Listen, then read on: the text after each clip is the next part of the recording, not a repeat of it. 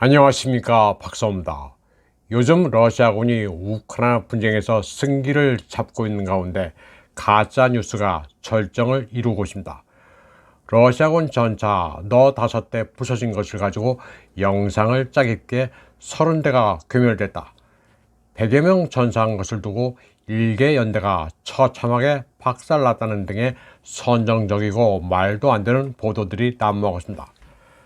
그런가 하면 러시아의 전쟁 목표가 모호해 언제든지 모스크바가 일방적으로 종전을 선언할 수도 있다는 해괴한 주장도 나오고 있습니다. 우크라이나의 비나치화와 비무장이 특수군사작전의 목표라고 몇 번을 얘기했는데 사오정 같은 소리를 하고 있습니다. 요즘은 국제뉴스가 개금다. 또 우크라이나가 이기고 있는데 젤렌스키는 왜 유럽으로 가서 무기와 돈을 달라고 하소연하는지 하나부터 열까지 기이한 일들이 소위 뉴스로 배설되고 있습니다. 지금이라도 평화협정 얘기가 나와야 무고한 생명 하나라도 더 건질 수 있는데 저 사람들 도대체 무슨 생각으로 저러는 것일까 하는 생각이 듭니다.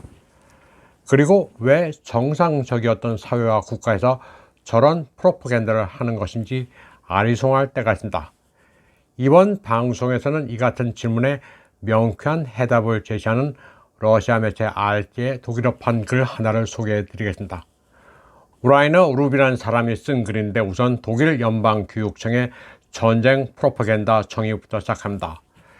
민주사회에서 국민의 의지에 반해 전쟁을 벌이는 것은 어렵다. 따라서 정부와 군대는 사람들이 전쟁을 지원하도록 해야 한다. 목표를 달성하기 위해 그들은 의도적으로 미디어를 이용해 전쟁을 필요하고 불가피한 것으로 묘사한다. 전쟁 기간 동안 대중들에게 영향을 미치도록 하는 것을 전쟁 프로파간다라고 소개했습니다. 그런데 지금 독일은 더 이상 전쟁 프로파간다가 없는 척하고 있다고 그는 지적했습니다. 그리고 지금까지 가장 자유롭고 최고라고 하는 독일에서 우크라이나의 살인적 전쟁에 반대하는 모든 목소리가 잠잠해지고 있다고 그는 말했습니다. 그리고 대중들은 뭐에 홀린 듯 순결하며 무고한 민주주의 국가 우크라이나에서 영웅적인 아조프 같은 파시스트적 자유투사들과 크라켄이 분투하고 있다. 탁월한 리더이자 대통령 연기자 젤렌스키가 악의 화신인 푸틴과 싸우고 있다. 전쟁으로 달려나가자. 오로지 승리해야 한다. 다른 대안은 없다는 식의 합창을 하고 있습니다. 라이너 룹은 러시아 문화에 대한 취소에 대해서도 명쾌하게 설명했습니다. 이제 모든 독일인은 러시아인이 예측할 수 없을 정도로 악의적이라는 것을 알아야 한다. 더 이상 러시아 뉴스를 읽지 말아야 하는 것은 물론이고 러시아 음악도 듣지 말고 발레도 보지 말아야 한다. 러시아적인 요소를 인정하면 그것은 러시아인들이 우리 같은 인간이라고 생각하게 만들 수 있기 때문이라고 칼럼은 지적했습니다. 그런데 나치 독일 시기만 하더라도 이런 선전을 관장하는 조직, 다시 말해 괴벨스가 이끄는 제국 선전 부서가 있었지만 지금은 미디어를 이용해 거짓말을 생산해내고 있습니다. 그리고 기본법에서 보장하는 언론과 표현의 자유는 은밀한 전쟁 프로파간다 시스템에 먹혀버렸습니다. 이제는 프로파간다와 거짓말이 동요가 됐습니다. 그래서 프로파간다의 대안으로 나온 게 내러티브입니다. 내러티브의 정의는 적의 관점에 와서 아군의 관점을 일방적으로 관철시키는 겁니다. 상대가 뭐라 하든 우격다짐으로 밀어붙이는 겁니다.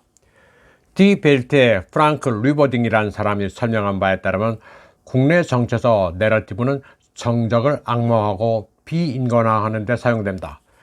그리고 우크라이나 전쟁에서는 러시아를 학살자로 낙인 찍는 데 사용됩니다. 그렇게 악랄하게 규정을 해야 그들과는 타협이 불가능하며 항복을 받아내는 것밖에는 대안이 없다는 것을 대중들에게 심어줄 수 있습니다. 우크라이나 측이 자기네들 비행을 러시아가 한 짓으로 뒤집어 씌우고 비난부터 하는 이유입니다. 사실은 밝혀지기까지 오랜 시간이 걸리니 일단 뒤집어 씌우고 보는 겁니다. 러시아군이 민간인을 학살하고 약탈한다는 식의 마타도어부터 해야만 군중들을 현혹시킬 수 있고 전쟁을 계속 지속할 수가 있습니다. 서구에서 통용되는 내러티브는 모세가 하나님의 뜻으로 시내산에서 내려온 율법의 석판처럼 다른 의견을 허용하지 않는 절대성을 가지고 있습니다.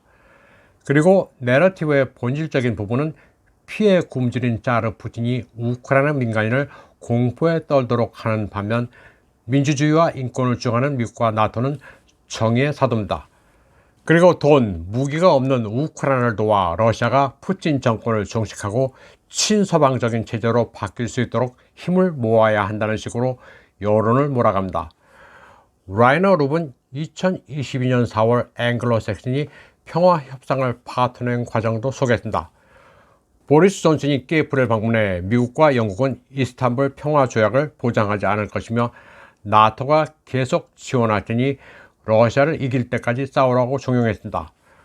또 레이션의 로비스트였던 로이드 오스틴 미국 국방장관도 같은 시기 바르샤바를 방문해 평화협상에 관심이 없음을 분명히 했습니다. 그는 미국이 전쟁을 벌이는 주된 목적은 러시아를 영원히 약화시키는 것이라고 밝혔습니다.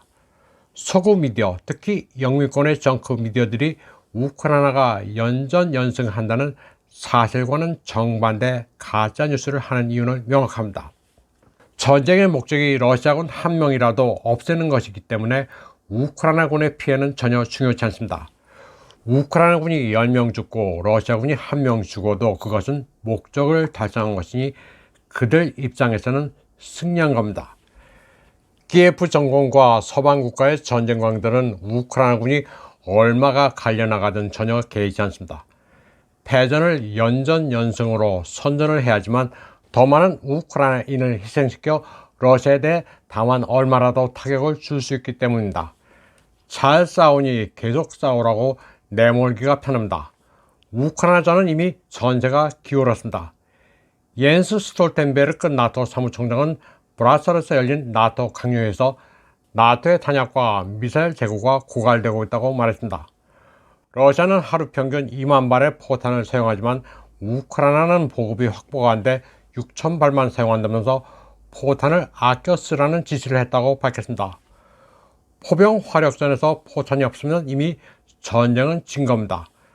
승산이 서지 않는데도 포탄을 아끼라고 한 것은 전장에서 계속 죽으라고 하는 것이나 다름이 없습니다. 러시아가 특수 군사작전을 발동했으니 침략자란 프레임도 아주 교묘합니다. 힘이 센 큰 나라 러시아가 상대적으로 약한 나라 우크라이나를 아무 명분도 없이 침공했으니 나쁘다는 것도 무지막지한 내러티브입니다. 키예프 정권은 600만 명이 거주하는 돈바스의 민간 거주지역에 대해 무려 8년 동안이나 인종학살이나 다름없는 포격을 해댔습니다. 유엔 통계로만 1만 4천 명이 살해당했습니다. 전쟁은 2022년 2월 24일 시작된 게 아닙니다. 이는 나토 사무총장 옌스 스톨텐베르크도 인정했습니다. 스톨텐베르크는 나토가 2014년부터 우크라이나를 무장시키고 훈련시켜 왔다고 밝혔습니다. 이제 서방 고위 관료들이나 미디어가 떠드는 미친 짜르, 끔찍한 푸틴의 도발되지 않은 적나라한 공격이란 내러티브는 더 이상 설득력이 없습니다. 라이너 룹은 국제외교, 특히 강대국 간의 외교에서 가장 중요한 자산은 신뢰 구축인데 미소 냉전 시기에도 상호 정직으로 가능했지만 냉전 이후부터는 전혀 다르다고 말했습니다. 나토가 1인치도 동쪽으로 확장하지 않는다고 해놓고 이를 말짱 어겼고 민스크 협정은 더할 나위 없다고 그는 말했습니다. 러시아는 더 이상 서방을 믿지 않습니다. 모든 말만 해놓고 어기는 게 일상화됐다고 보고 있습니다. 서명된 협정이라도 언제든 휴지 조각이 될 수 있다고 여기고 있습니다. 이번 방송은 여기까지 하겠습니다. 시청해주신 여러분 감사합니다.